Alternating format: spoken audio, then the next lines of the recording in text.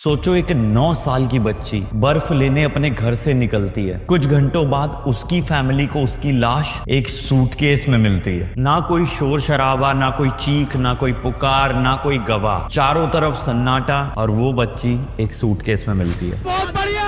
मैं तो अपनी देर में बहुत बढ़िया सोच रहा हूँ। उसके खानदान के खिलाफ उसके परिवार रिश्तेदार चलने चाहिए सब पे।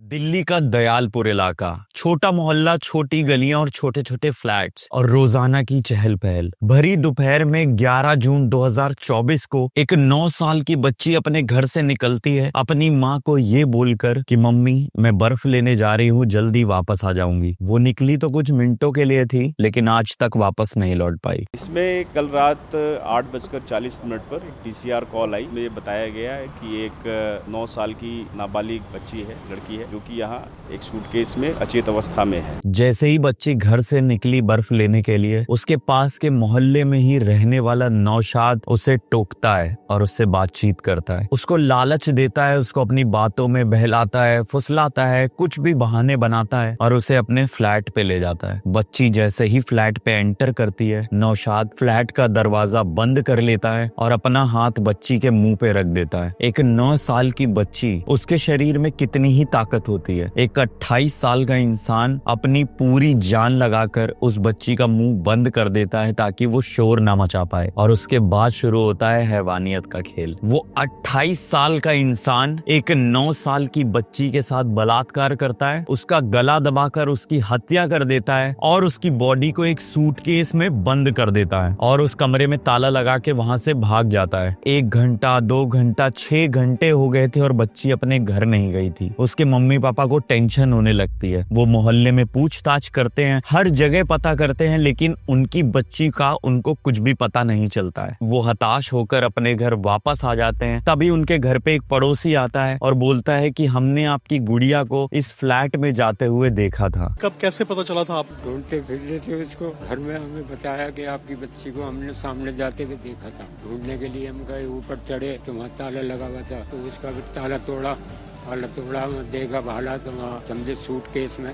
उस बच्ची के पिता दौड़ के उस फ्लैट पे जाते हैं और देखते हैं कि इस फ्लैट में तो ताला लगा है, लेकिन एक 9 साल की बच्ची का बाप, जो अपनी बच्ची को पूरे जोर शोर से ढूंढने में लगा था, वो कुछ नहीं सोचता है और उस फ्लैट का ताला तोड़ देता है। और फ्लैट में जब वो एंटर होता है, उसको सारी चीजें नॉर्मल लगती हैं, लेकिन उधर ही साइड में एक सूटकेस पड़ा हुआ था। बच्ची के पिता को वो थोड़ा अजीब लगता है, क्योंकि वो सूटकेस ऐसा लग रहा था जैसे अभी अभी पैक किया गया हो, अभी अभी उस सूटकेस को बंद किया गया हो। बच्ची के पिता उस सूटकेस को ओपन करते हैं और उसके बाद जो वो देखते हैं, उनके पैरों के नीचे से जमीन खिसक जाती है। वो अपनी ही बच्ची की बॉडी देखते हैं। ये देखकर वो एकदम पागल से हो जाते हैं और जोर जोर से चिल्लाने लगते हैं कि भाई यहाँ कौन रहता है, कौन है इस फ्लैट का मालिक, इस फ्लैट के मालिक को जल्द से जल्द ढूंढो। तभी उन्हें पता चलता है कि यहाँ एक नया किराएदार रहने आया है, जिसका नाम है नौशाद। और जब वो मोहल्ले वालों से पूछताछ करते हैं तो उन्हें पता चलता है कि नौशाद एक शांत किस्म का आदमी है और मोहल्ले वालों से ज्यादा बातचीत नहीं करता है, इसलिए ज्यादातर मोहल्ले वालों को भी उसके बारे में कुछ नहीं पता होता है। लेकिन किसी को नहीं पता था कि नौशाद के शांति के पीछे इतना बड़ा हैवान छिपा है। बच्ची के पिता तुरंत ही पुलिस को इन्फॉर्म करते हैं। पुलिस आती है और पुलिस खुद भी देख के हैरान हो जाती है कि एक 9 साल की बच्ची के साथ कोई ऐसा कैसे कर सकता है। पुलिस तुरंत सख्ती में आती है और नौशाद को ढूंढने लग जाती है। नौशाद फरार हो जाता है और कुछ दिनों के लिए गायब सा हो जाता है, लेकिन दिल्ली पुलिस पूरे जोर शोर से नौशाद को ढूंढने में लगी हुई थी। कुछ दिनों बाद यूपी के गांव से एक सीसीटीवी फुटेज मिलता है जिसमें नौशाद दिखाई देता है और दिल्ली पुलिस नौशाद का फोन कंटिन्यू ट्रैक भी कर रही थी। नौशाद का फोन सर्विलांस में भी था, जिससे पता चलता है वो यूपी के एक गाँव में है। दिल्ली पुलिस तुरंत हरकत में आती है और उस गाँव पहुंचती है और नौशाद का पता लगाने लग जाती है और पकड़ने ही वाली होती है कि नौशाद पुलिस पुलिस पर हमला कर देता है एक सर्जिकल ब्लेड से, जिससे वो 2 पुलिस वालों को घायल भी कर देता है और रिटेलिएशन में पुलिस को भी नौशाद के ऊपर फायरिंग करनी पड़ती है, जिससे नौशाद के पैर में गोली लग जाती है और नौशाद भागने में असमर्थ हो जाता है और आखिरकार दिल्ली पुलिस नौशाद को पकड़ लेती है। दिल्ली पुलिस नौशाद को पकड़ तो लेती है, लेकिन ये पूरा केस इतना आगे बढ़ चुका था सोशल मीडिया में कि पूरा देश ये चाहता था नौशाद को कड़ी से कड़ी सजा हो। अभी नौशाद जेल में है और उसके ऊपर कार्यवाही चल रही है। दोस्तों, इस केस के जस्ट दूसरे दिन हमने देखा कि अहमदाबाद में एक फ्लाइट क्रैश करती है जिसमें बहुत सारे लोगों की जाने जाती है और पूरा इंडियन मीडिया और पूरा देश उस केस की तरफ अट्रैक्ट हो जाता है और लोग एक तरीके से भूल से जाते हैं कि दिल्ली में कुछ ऐसा भी हुआ था। दोस्तों, मेरी नजर में जितना बुरा एक फ्लाइट का क्रैश होना था, उतना ही बुरा एक 9 साल की बच्ची के साथ रेप होना है और आज इसकी कोई बात नहीं कर रहा है। क्या आप लोगों को पता है कि एक दिन में इंडिया में कितने रेप केसेस दर्ज होते हैं? तो मैं आपको बताता हूँ, 88 से लेकर 95 तक डेली रेप केसेस दर्ज होते हैं। इसका मतलब ये होता है कि हर 15 मिनट से 20 मिनट के बीच में एक रेप केस दर्ज हो रहा होता है इंडिया में। और अगर एनसीआरबी की 2022 के आंकड़ों के बारे में बात करें तो सबसे ज्यादा रेप केस दर्ज हुए हैं राजस्थान में, उसके बाद मध्य प्रदेश में, उसके बाद उत्तर प्रदेश में और उसके बाद दिल्ली में। ये सुनकर काफी लोग सोचेंगे कि भाई हमें तो दिल्ली लगा था सबसे ज्यादा, क्योंकि सबसे ज्यादा रेप केस हम वहीं के सुनते हैं। दोस्तों, ये मामले वो हैं जो दर्ज होते हैं और आई गारंटी कि इससे 2x 3x ज्यादा रेप होते हैं इंडिया में जो दर्ज भी नहीं होते हैं। कुछ लोग वीडियो बना के लड़की को ब्लैकमेल कर देते हैं, कुछ बाहुबली लोग मिडिल क्लास और लोअर क्लास की बच्चियों के साथ रेप करते हैं, महिलाओं के साथ रेप करते हैं और अपनी पावर के चलते उनका मुंह बंद कर देते हैं। और कुछ लोअर और मिडिल क्लास फैमिली बस इसलिए ही मामला दर्ज नहीं कराती है कि उनकी फैमिली की बदनामी हो जाएगी, लड़की की शादी में प्रॉब्लम हो जाएगी और ये सब चीजें। रेप केस दर्ज होने के मामले में दिल्ली 4थे नंबर पर है, लेकिन अगर हम पूरे वर्ल्ड में बात करें तो नंबर 1 पर आता है प्रिटोरिया, साउथ अफ्रीका का एक शहर जो सबसे ज्यादा अनसेफ माना जाता है विमेंस के लिए। सेकंड पे आता है जोहान्सबर्ग और थर्ड पे पूरी दुनिया में आता है हमारा दिल्ली, जो विमेन के लिए सबसे ज्यादा अनसेफ माना जाता है, जिसमें सिर्फ रेप ही नहीं आता है, इसमें विमेंस के साथ छेड़छाड़, एसिड अटैक, मारपीट और बहुत सारी चीजें आती हैं, जिससे ये दुनिया का नंबर 3rd शहर बनता है सबसे ज्यादा अनसेफ फॉर विमेन। दोस्तों, ये वीडियो मैंने इसलिए बनाई कि इस केस के बारे में भी लोगों को पता होना चाहिए कि हमारे देश की राजधानी में एक 9 साल की बच्ची के साथ भरी दोपहर में ऐसा भी कुछ हो सकता है और हुआ है और हमें इसके बारे में भी सबको बताना चाहिए। मतलब एक सोचने वाली बात ये भी है कि क्या अब हमारे बच्चे दोपहर में भी सेफ नहीं है, वो भी हमारे देश की राजधानी में? तो बाकी शहरों की मैं क्या ही बात करूं। दोस्तों, इस केस के बारे में भी लोगों का जानना बहुत जरूरी है। आप भी इस वीडियो को ज्यादा से ज्यादा शेयर करें और चैनल को लाइक और सब्सक्राइब जरूर करें ताकि दूसरे केसेस भी मैं जल्द से जल्द कवर कर सकूं, थोड़ा मोटिवेशन मिलेगा। तब तक के लिए मिलते हैं नेक्स्ट वीडियो में। जय हिंद।